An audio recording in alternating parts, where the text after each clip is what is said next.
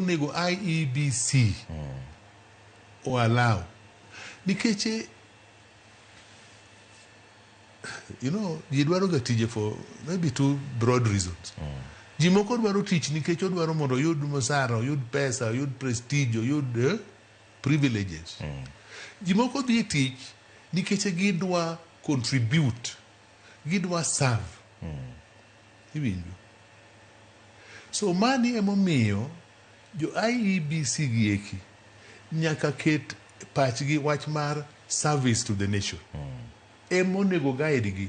And onego gibed piny the very first day magidonjo office. Magilos, magiwinjre.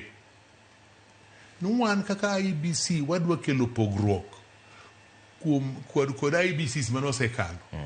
To gimo nyalo kelo go pogruok en ka watimo gigi efficiently, ka watimo gigi gikwa duto watimo lela, ka watiyo kod kidenje moko, duonde moko bende mantie ka, kendo ka tijwa ni watimo gi chuny maler maonge luoro. Nikech tijno en tich ma ok oyot. Kiluor to nyalo bagi.